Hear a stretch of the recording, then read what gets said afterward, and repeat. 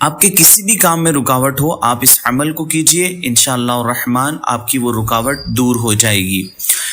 بہت سارے حضرات ایسے ہوتے ہیں کہ جن کے کاموں میں کچھ نہ کچھ رکاوٹیں پیدا ہو رہی ہوتی ہے۔ اب وہ کسی بھی کام کو لے کر کے ہو سکتی ہے۔ کاروباری معاملات ایسے ہیں جس میں بار بار رکاوٹ آ رہی ہے، جس کی وجہ سے آپ کا کاروبار اچھا نہیں چل پا رہا ہے، یا جاب کا مسئلہ ہے جس کی وجہ سے جو ہے بار بار رکاوٹ آ رہی ہے اور کہیں اچھی جگہ جو ہے وہ نوکری نہیں لگ پا رہی ہے،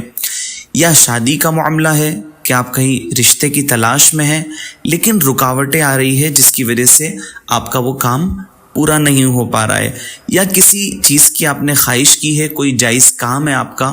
اور اس کام میں کوئی رکاوٹ پیدا ہو رہی ہے جس کی وجہ سے وہ کام آپ کا پورا نہیں ہو پا رہا ہے، تب بھی آپ اس عمل کو کر سکتے ہیں، اور بہت مختصر ہے، بہت آسان ہے، بہت جامع ہے، اور میری کوشش بھی یہی ہوتی ہے کہ آسان عمل ہو تاکہ کہ عوام جو ہے وہ بآسانی اسے پڑھ سکیں اور اس کے فائدے بہت زیادہ ہو کہ مختصر عمل میں بھی بہت زیادہ فائدے نظر آئے۔ تو سب سے پہلی بات تو یہ ہے کہ اگر آپ کے کام میں رکاوٹ آ رہی ہے تو سب سے پہلے آپ کو اللہ تبارک و تعالیٰ کی بارگاہ میں سچے دل سے دعا کرنی ہے، نمازوں کی پابندی کرنی ہے۔ بسا اوقات ہماری کمیوں کی وجہ سے ہی ہمارے کاموں میں رکاوٹیں پیدا ہوتی ہے، تو نماز کی پابندی لازمی کرنی ہے، کیونکہ بندہ نماز کی حالت میں اللہ تبارک و تعالیٰ کے قریب ہوتا ہے۔ تو گناہوں سے بھی توبہ کریں، نماز کی پابندی کریں اور اللہ تبارک و تعالیٰ پر یقین کامل رکھیں، ہے نا؟ تو اللہ تبارک و تعالیٰ پر یقین کامل کے ساتھ آپ دعا کریں، یہ وظیفہ کریں، انشاءاللہ تعالیٰ ضرور آپ کی جو رکاوٹیں ہیں کسی بھی کام کو لے کر کے انشاءاللہ الرحمن وہ رکاوٹیں آپ کی ختم ہو جائے گی۔ اور ماہ رمضان المبارک کا یہ بابرکت مہینہ ہے، آپ چاہیں تو اس میں بھی اس عمل کو کیجئے تاکہ اس کی برکتیں اور زیادہ آپ کو دیکھنے کو ملے کہ اچھا خاصا وقت بھی یہاں ملتا ہے ہمیں، اور بآسانی آپ جو ہے وہ عبادتوں کی طرف زیادہ رہتے ہیں، تو اس کی اور تاثیر آپ کو ملے گی۔ تو جس کے ساتھ بھی یہ مسئلہ ہے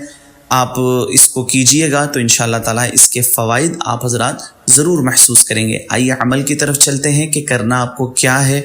کیا پڑھنا ہے آپ کو۔ تو اس عمل کا جو وقت ہے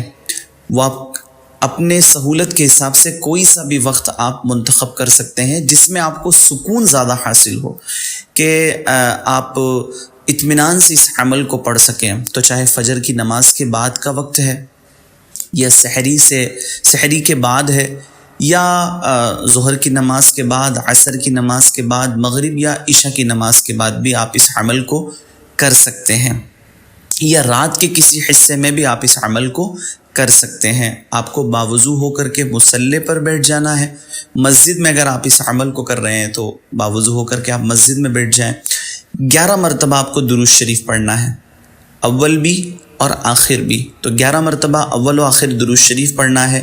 اور اس کے بعد درمیان میں آپ اس عمل کو پڑھیں گے۔ اللہ تبارک و تعالیٰ کا صفاتی نام یا مؤخر یا اللہ، یا مؤخر یا اللہ 100 مرتبہ آپ کو اس کو پڑھنا ہے،